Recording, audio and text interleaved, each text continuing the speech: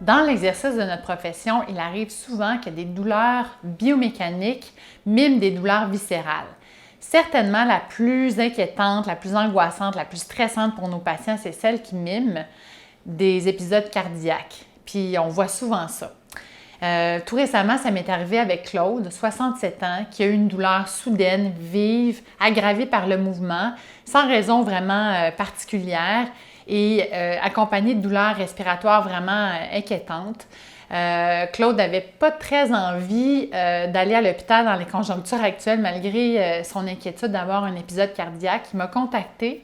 Rapidement, je l'ai vu, c'est sûr. Hein? Puis, tu sais, notre focus, là, quand on reçoit un patient avec une douleur comme ça, c'est de voir d'abord, est-ce que c'est d'origine viscérale, donc cardiaque, gastro-intestinale ou autre? Alors, on va tout de suite référer à l'hôpital. Ou encore, est-ce que c'est un problème biomécanique, neuromusculo-squelettique? Dans son cas, avec tout notre examen clinique, c'est ça qu'on a trouvé. On a trouvé que Claude, finalement, avait un trouble neuromusculo-squelettique qu'on appelle subluxation. Et lui, ça irritait en fait la jonction de sa colonne vertébrale avec sa côte. Parfois, ça peut donner une douleur tout au long de la côte jusqu'en avant.